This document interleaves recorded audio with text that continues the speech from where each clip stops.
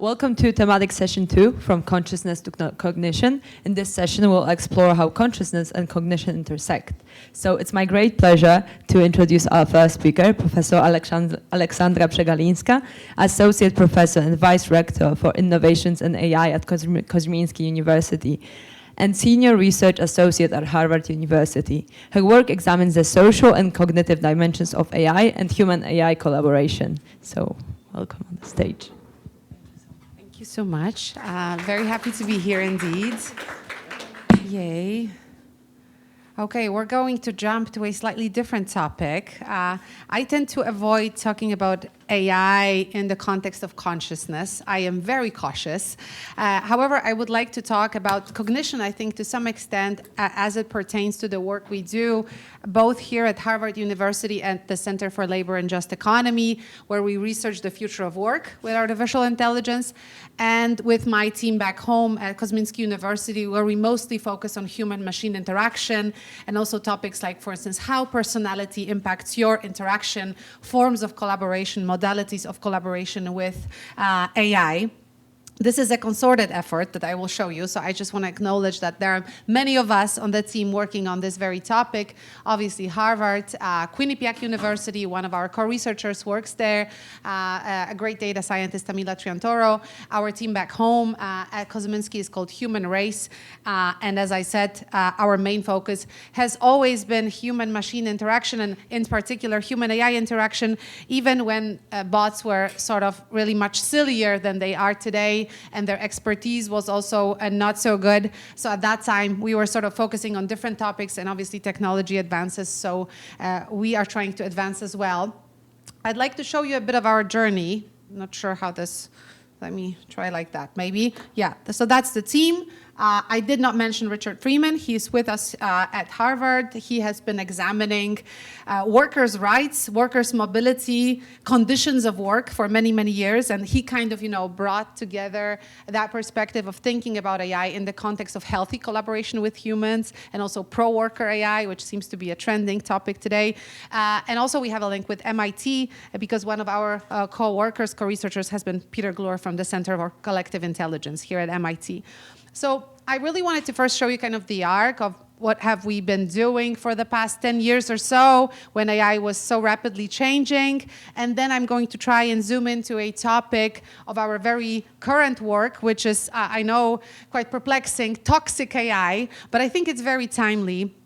And I will want to show you our work in progress. So there are many things that are uncovered yet in that piece of work, and I am happy to take your feedback here and also, during the break, because we're kind of curious where to go with the findings that we already have. So I mentioned to you that we started off with human-machine interaction, and indeed we did a couple of studies focused on the uncanny valley effect, so sensation of eeriness when you interact, for instance, with avatars or voice-based bots. So that's one of our papers from that time. Then we started moving kind of slowly towards the area of work, but it has never been the case that we were interested in just organizational capacity in adopting AI. We were also interested, or mostly really interested, in workers, people. Also their personalities, or to what extent they trust artificial intelligence, and how is that trust a moderator of their successful or unsuccessful collaboration with AI, which has then led us to formulating, I would say, more normative stance, and that's already something we've been doing here with Richard at Harvard, and it's strongly affected by the Center for Labor and Just Economy, which is kind of trying to understand artificial intelligence from this collaborative lens, right, as a technology that can effectively work with humans, that we can also research through that lens, and we can ask many interesting questions, like, for instance, how does it impact productivity? You have many different avenues of working with AI. You can delegate some work to it, but maybe it can also work as a teammate or sparring partner or coach. So it can adopt many different roles, and that's going to also change, the outcomes. Both in terms of quantitative outcomes, time spent on a task, but also qualitative output, right? So how well is your work perceived, for instance, by independent judges when they evaluate when you're working with AI, as opposed to a situation when you're not doing that. And I said normative because, well, I think, it's an emerging paradigm, but it's certainly true that you can look at artificial intelligence in many different ways. There's one trajectory coming from the Silicon Valley that is sort of aiming at super intelligence, aiming at AGI, quite often leaving humans behind. I think our stance is somewhat different. We are focused on understanding AI as a tool that should rather work alongside humans than replace them.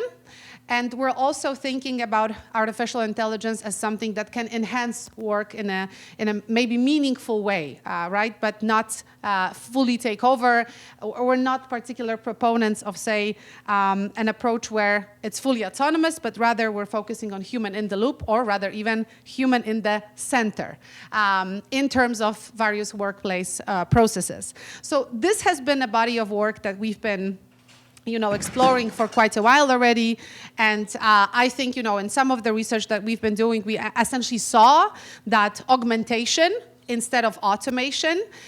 We've adopted various theories, the many different theoretical approaches, but essentially, I think we did notice very interesting proposition, which is namely that you do see performance gains and complementarity between humans and AI, particularly if you have a situation when humans actually are under a condition where they work together with AI, not just copy-paste what the AI has been doing, which I think, again, is a very timely topic because of the so-called AI work slop, right? Recent phenomenon, redundant communication, overflooding the internet with redundant content, essentially, and, many red flags when it comes to what's been happening with artificial intelligence today. And many questions that I think, again, are very, very timely, also explored here at MIT and nearby by Daron Acemoglu's team, for instance, which is, for instance, division of labor. So when we work with AI, who works, essentially, and who's responsible? That's yet another topic. So, all of this has also changed our mindset. So the past 2 years, I think, have been very informative. We have seen, new forms of artificial intelligence, and we've also, I think, tried to explore to some extent what this new turn, LLM-based turn, and also agentic turn really means for work.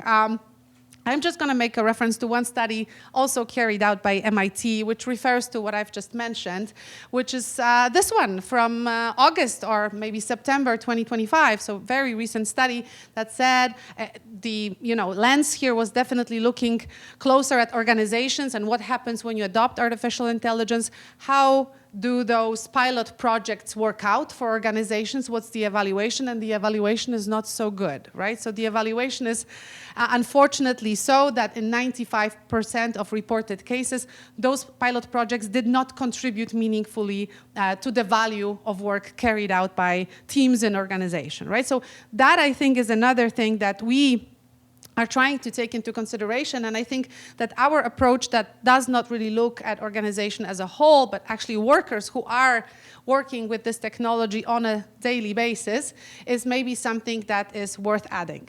So we started exploring a slightly different theme. None of us are really doomers, I don't think we've ever been kind of, pessimistic, I would say, about this technology, rather so maybe realistic. But we started working on a topic of AI supervision, which is not necessarily something we might like, but which is something we consider that is likely to happen in some organizations. So you can treat what I'm going to show you as a sort of warning sign for organizations. We started exploring a topic of different personas that can either support or supervise your work and that are AI-based. And it got featured at Forbes recently, again, as a snippet because it's a very early piece of work that we have been doing. So I think this is something that many of us notice. I have been hearing also about AI scientists. I see that thing more and more often, right, recently, that there is a role of a scientist that AI can also take over. And I think we do see that trend where AI is adopting different persona-like behaviors, or is trained to do so, or you have sort of different types of designs that are allowing this technology to become or emulate a certain type of functional area in organization. And I think this is very, very important because in the future, we'll have questions that are related to psychological effects of that for workers, but also their feeling of safety, trust towards this technology, as we see more and more of that happening. And I think we slowly came to a conclusion that what we thought of as an important stance before might have to evaluate, right? So AI is no longer a benign collaborator, but perhaps is a persona that can emulate many different features, right? And you have many different techniques to do that, fine-tuning, RAG, etc. And that is going to really translate into emergent social behaviors at workplace, obviously performed by humans. You can check the other side too, right? Chatbots, their behavior, social behavior can also be studied, but we are sort of more interested in humans. And I think it's also true that we can already now sort of speculate that an overly cautious system can be somewhat annoying to humans, right? It can be an unhelpful gatekeeper, while a different type of persona can actually enhance your work in a maybe meaningful way.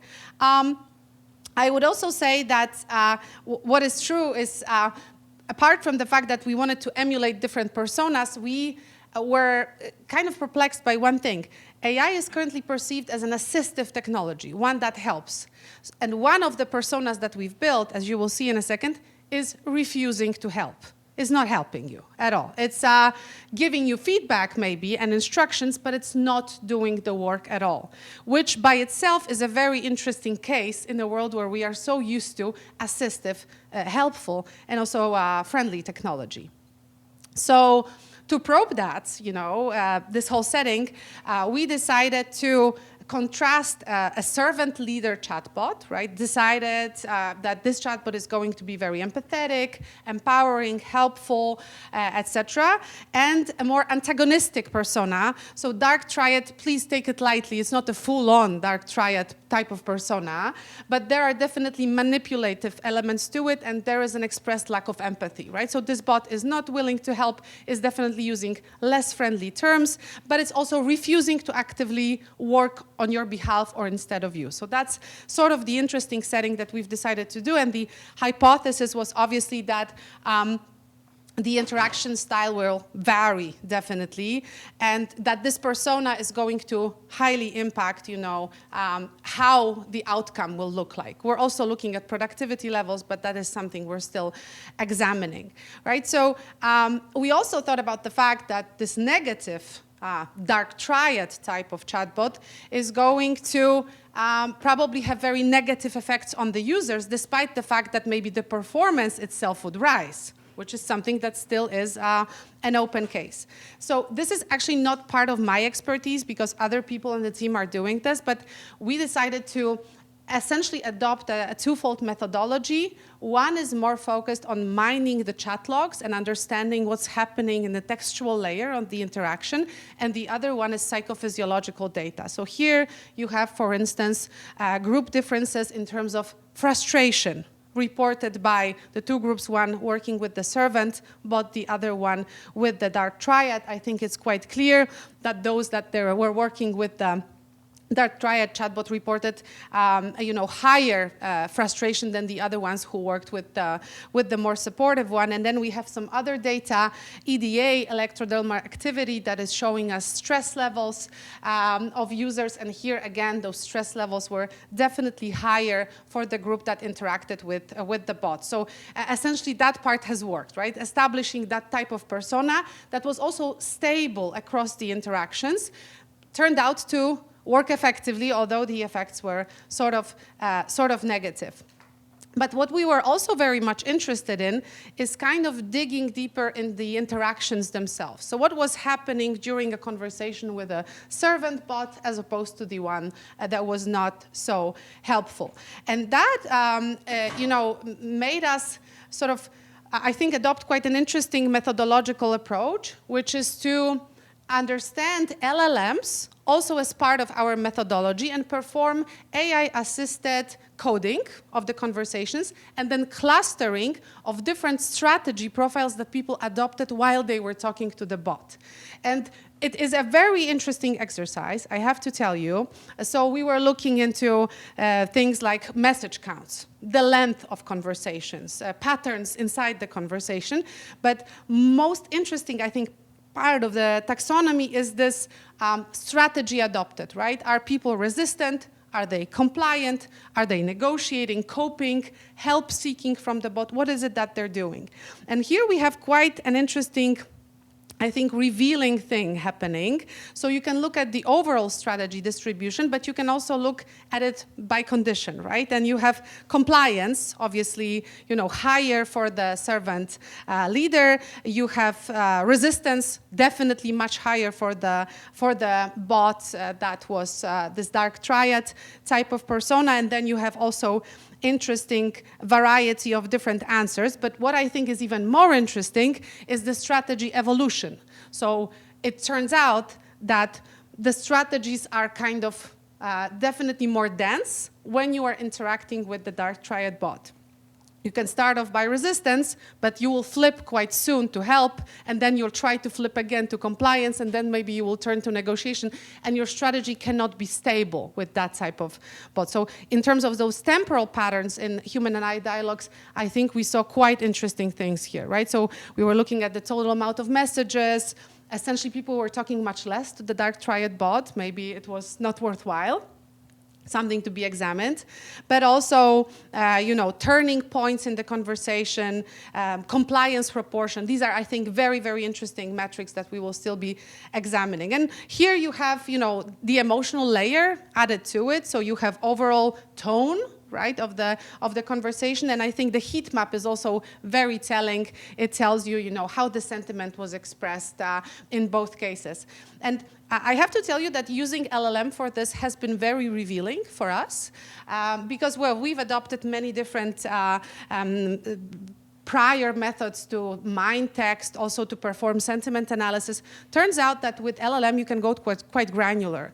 We've used ChatGPT GPT 4.1 with structured output, and I'm finishing very soon. And I think this is a very promising approach to really understand what's happening in lengthy text, right? Also adding clusters to it has been quite interesting, right? So I mentioned the frustration. Frustration also correlated with strategy diversity, right? So this general sense of being very blurry about what to do next. This is something that we've reported. And I think, I'll add just one more thing and then I'll finish.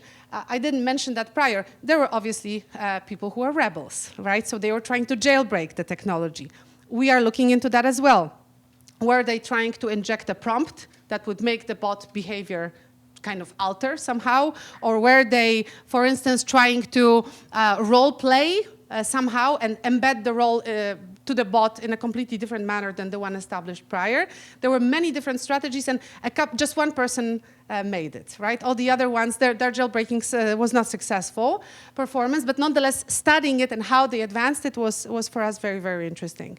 So I think both methodologically and in terms of sort of general output, it is a very interesting moment simply to study things like that.